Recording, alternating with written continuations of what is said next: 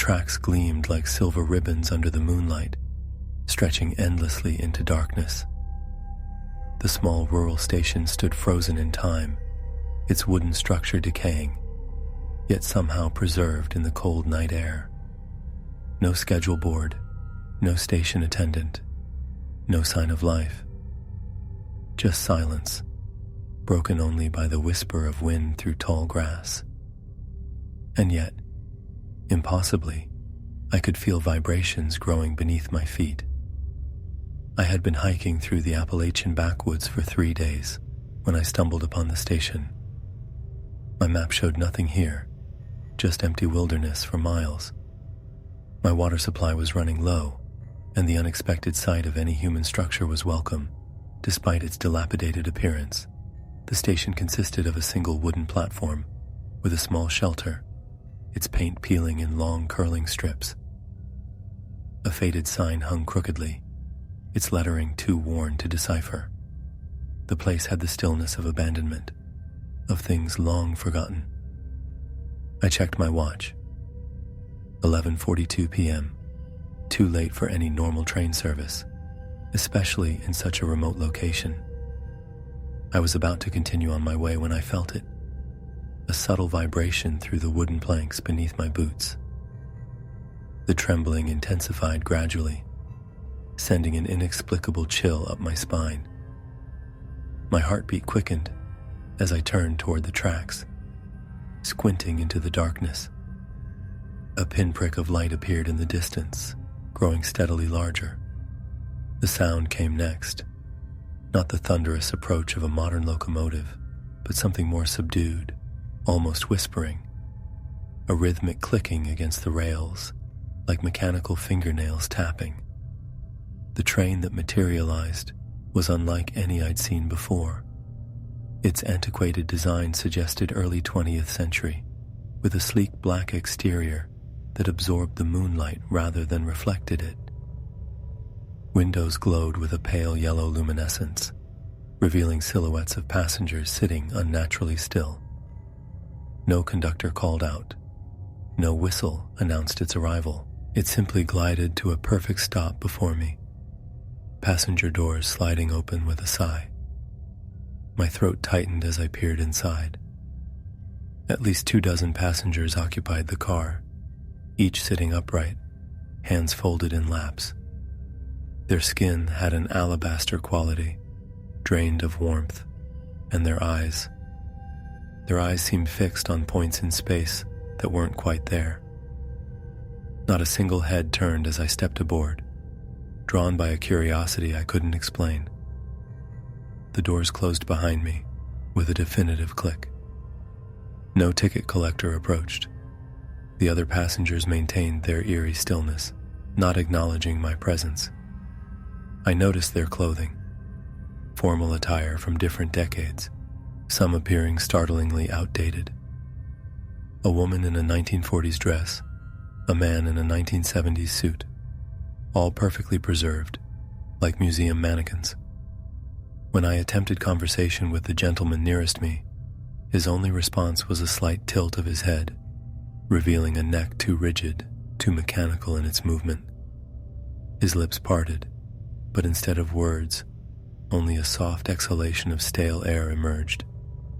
My skin prickled with goosebumps as I moved away, suddenly aware of how dry my mouth had become. The train accelerated smoothly, the landscape outside dissolving into a blur. I stumbled to the rear exit, determined to reach the next car, to find someone, anyone, who would speak. But when I passed through the door, I found myself inexplicably entering the exact same car I'd tried to leave, the same passengers, in identical positions. My pulse hammered in my ears as I tried again and again, each attempt bringing me back to my starting point. Hours seemed to pass. The train never slowed. Outside, night gave way to an unnatural twilight that never fully brightened into day. My watch had stopped at midnight. Each time I checked, the hands remained frozen, though I could have sworn hours had elapsed. Sweat beaded on my forehead despite the unnatural chill permeating the car. I began to notice subtler, more disturbing details. The passengers blinked in perfect unison, approximately once every 73 seconds. I counted. Their chests barely moved with breath, and sometimes, when the train rounded particularly sharp curves, their heads would tilt at identical angles, as if controlled by some unseen force. My rational mind fought for explanations: exhaustion, dehydration. Perhaps I'd fallen on the trail, hit my head, and this was some elaborate hallucination. Yet the cold metal of the handrails, the faint smell of mothballs and decay, the persistent clickety-clack of wheels on rails, all felt terribly real. At some point, I noticed one passenger was different, an elderly man who occasionally looked directly at me. When our eyes met, a tremor ran through my body. He beckoned slightly, an almost imperceptible gesture. Fighting rising panic, I approached and crouched beside him. He explained, in whispered fragments that I had to strain to hear, that they were all trapped. Passengers who had boarded at different times across decades. The train existed between worlds, he said, a kind of purgatory for those who had lost their way. He'd been aboard since 1963. His voice had the rustling quality of pages in an ancient book, rarely used but preserving terrible knowledge. I refused to accept this reality. In desperate frustration, I forced open the emergency window and prepared to jump, despite the blur of motion outside.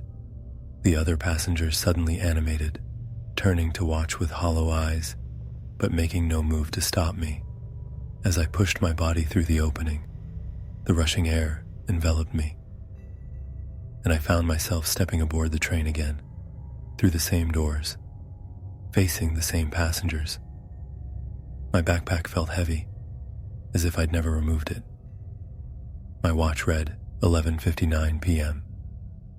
I've lost count of how many times I've tried to escape. The cycles blur together. Sometimes the landscape outside shows mountains. Other times endless plains or dense forests. I've attempted to stay awake through entire cycles, but inevitably, exhaustion claims me. I always wake to find myself boarding again, experiencing the same terrible recognition. I write this on pages torn from my hiking journal, though I have no hope of anyone finding it. The elderly passenger tells me that everyone eventually becomes like the others. Silent, pale observers. I can feel it happening already. My skin growing colder, my thoughts more sluggish between cycles. But I've noticed something the others haven't. Each cycle, the train stops at that same platform for exactly 17 seconds. And recently, I've seen someone standing there, looking as lost as I once was. Maybe if I can warn them, break the pattern somehow. Maybe next time I won't get on. The moss-covered stones were almost invisible against the overgrown grass. Had I not stumbled over the rotting wooden cover, I might never have discovered the ancient well hidden at the far edge of my grandfather's property. Standing over it, I felt an inexplicable chill, not from the autumn air, but something deeper, more primal. The stones around its mouth were worn smooth, carved with symbols now faded by centuries of rain and wind. I couldn't have known then how that discovery would shatter my perception of reality, or how the voices from its depths would haunt my every waking moment.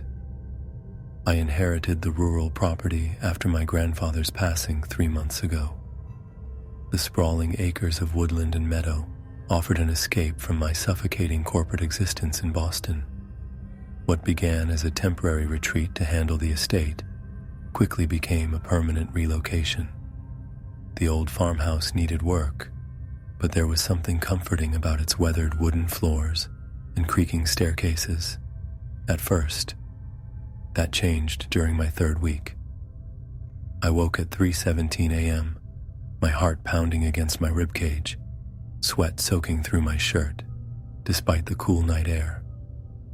Something had pulled me from sleep, a sound, distant yet clear, a whisper, too articulate to be the wind, too deliberate to be an animal. I lay frozen, straining to hear through the darkness. It came again, a soft murmur, words indistinguishable but unmistakably human in cadence. The sound seemed to emanate from the ground itself, vibrating through the floorboards beneath my bed. The following night brought the same awakening. This time the whispers were louder, more urgent. They spoke of time, of waiting, of freedom long denied. My throat constricted as I recognized they were coming from the direction of the well. I told myself it was just the wind playing tricks through the stone opening, a rational explanation that did nothing to slow my racing pulse or dry the cold sweat beating on my forehead. My research began the next morning. The local historical society proved surprisingly helpful, though their archivist watched me with wary eyes when I inquired about the property. The land, it seemed, had a troubled history. 2 centuries ago, a small religious community had settled there, led by a charismatic figure whose name had been deliberately obscured in the records. There were vague references to disappearances and silenced voices. The community eventually disbanded after what was described only as the incident. When I asked about a well on the property, the archivist's hands began to tremble.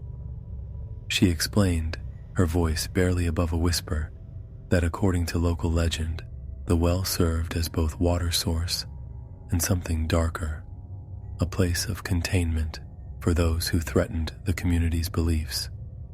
The records suggested that dissenters weren't killed, but rather somehow preserved by the community's leader, who was rumored to practice arcane rituals.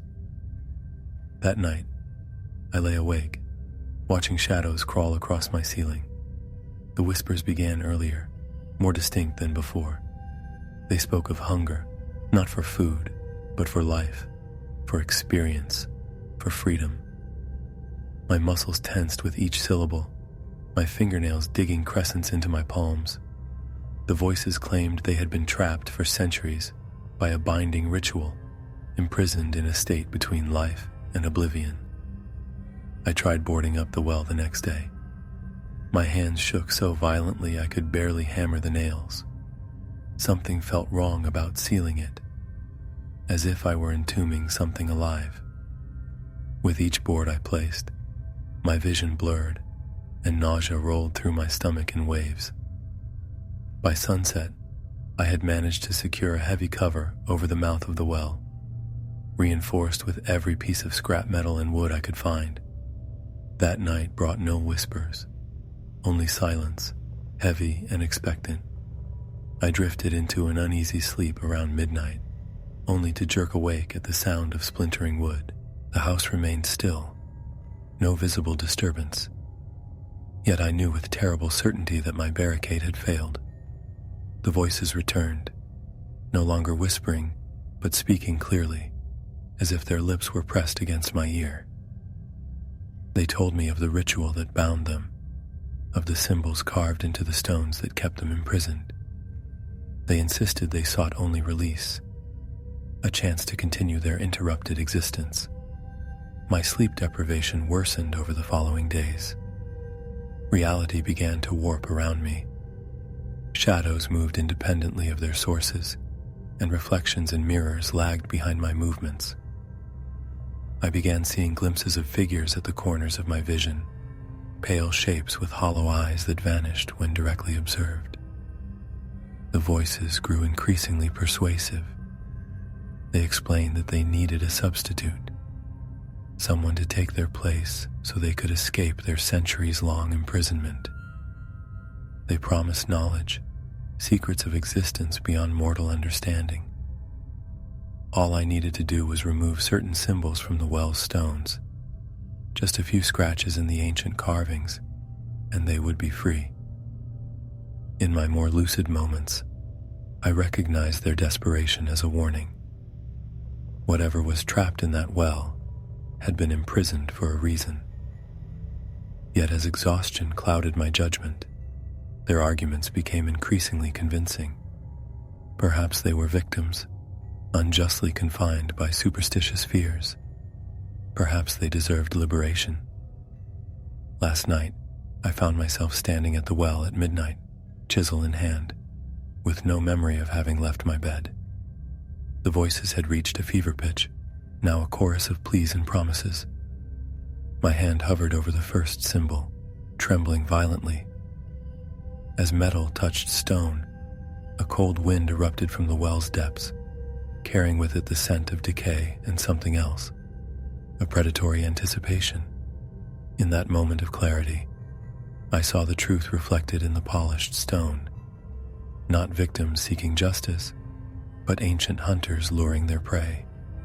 I dropped the chisel and ran back to the house, barricading myself inside as an inhuman howl of frustration rose from the well.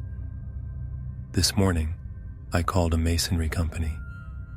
They're arriving tomorrow to fill the well with concrete, sealing it permanently. Tonight will be my final night alone with the whispers. I've packed my essential belongings, ready to depart at first light. The property can remain abandoned for all I care. Yet even as I write this, I feel a nagging doubt. The voices have gone silent since my retreat from the well. The silence feels like a held breath, patient and calculating. And sometimes, when I glance at my reflection, I catch it smiling back at me with an expression that isn't mine, eager, hungry, and very, very old. The scratching always begins at 3:17 a.m., not the random, occasional scratches of house settling or mice in the walls, but deliberate rhythmic scoring against wood. 3 long drags followed by silence, then 3 more. Something inside my grandfather's basement wants out, and the thin wooden door separating us grows weaker each night. I never wanted this house. When Grandpa Ellis died, I expected his ancient Victorian to be sold off with the rest of his estate. Instead, his will specifically bequeathed it to me alone, with peculiar stipulations that I must live in it for at least 1 year before any decision to sell. The property taxes were covered by a trust, and a modest monthly stipend was included, just enough to make the offer impossible to refuse, given my crushing student debt. The first week passed uneventfully. The house was larger than anything I'd ever lived in, with high ceilings, ornate woodwork, and that distinct smell of old houses, a mixture of aged wood, dust, and something earthy I couldn't quite place. I spent my days sorting through decades of my grandfather's belongings, most of which would eventually be donated or discarded. On the 8th night, I awakened to a sound I initially mistook for a branch against a window. Except there were no trees near that side of the house. Heart pounding, I followed the noise downstairs to the basement door, a heavy oak slab with an antique iron lock. The scratching stopped immediately when my foot hit the 3rd step from the bottom. I stood frozen, my breath visible in the unnaturally cold air of the hallway. After several minutes of silence, I convinced myself it was nothing and returned to bed. But sleep wouldn't come. Something about the abrupt cessation of sound felt deliberate, as if whatever made it was listening to me just as intently as I had been listening to it. Morning light dispelled my unease until I noticed the fresh scratches on the inside of the basement door. 3 parallel lines, each about 8 inches long, 2 deep, and precise to be explained away as random damage. My grandfather had always kept the basement locked, claiming it was prone to flooding. I'd never questioned it having no reason to go down there. Now I found myself staring at the heavy iron key that hung on a nail beside the frame, debating whether to investigate. Reason prevailed over curiosity. Instead of venturing down alone, I purchased a security camera and mounted it facing the door. If anything was moving in the basement, I'd know exactly what I was dealing with before confronting it. That night, the scratching returned, louder and more insistent. The camera notification chimed on my phone, but when I checked the feed, the screen showed only static before cutting out entirely. By morning, new scratches had appeared, deeper, longer, and arranged in a pattern that almost resembled letters. I told myself I needed concrete evidence before jumping to supernatural conclusions. Perhaps water damage had warped the wood, causing stress fractures, or maybe an animal had somehow gotten trapped down there. I replaced the camera with a more expensive model and added motion-activated floodlights. While installing the new equipment, I discovered a loose floorboard in the hallway. Beneath it was a tin box containing my grandfather's journal and a collection of newspaper clippings dating back to the 1950s, when the neighborhood was first developed. According to his meticulous notes, the land had once been uninhabited marshland, considered cursed by local indigenous tribes who believed it contained a doorway to the hungry place beneath, a realm inhabited by something ancient and malevolent. My grandfather's entries grew increasingly erratic over time. He wrote about hearing whispers from the basement drain, scratching at the door that grew more aggressive each year, and shadows that moved against the laws of light and physics. The final entry, dated just 2 weeks before his death, contained a single sentence: "It knows I'm weakening." That night, the new camera captured something, a darkness that pooled from beneath the door like liquid shadow, undulating across the floor before rising into a vaguely humanoid shape. The feed distorted as the figure turned toward the camera, showing what might have been a face, if a face could be composed entirely of hungry absence. Then the feed died completely. My mouth went desert dry as I sat paralyzed in bed, phone clutched in trembling hands. The scratching had stopped, replaced by something worse, a wet sliding sound ascending the basement stairs, pausing at the door. The lock rattled gently as if being tested. I didn't sleep that night, or the next. When exhaustion finally claimed me on the third evening, I dreamed of dark marshland and a hole in the earth that breathed. I saw my grandfather standing at its edge, whispering an apology to me before the ground dissolved beneath him. I awoke to find myself standing at the basement door, key in hand, with no memory of having left my bed. A thin, viscous fluid seeped from beneath the door frame, black as oil, but evaporating into smoke when it touched my bare feet. The scratching had been replaced by a low, pulsing hum that vibrated through the floorboards and into my bones. My research in the following days revealed more about the land's history. Before development, several geological surveys had noted unusual features in the bedrock, a network of caverns that didn't appear on any subsequent surveys once construction began. It was as if the very earth had been reconfigured, or the truth obscured. Attempts to contact the original survey team led to dead ends. Most had died or disappeared decades ago. The pattern continued: scratch marks at night, camera malfunctions, and increasing incidents of lost time where I'd find myself in different parts of the house with no memory of how I got there. More disturbing were the changes to the basement door.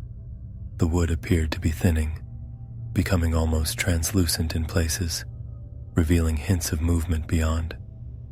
Last night, I found myself speaking to it through the door. Not consciously, not willingly, but I heard my own voice asking questions. while something else responded in whispered tones that felt like ice water down my spine. It knows my name now. It knows I'm alone.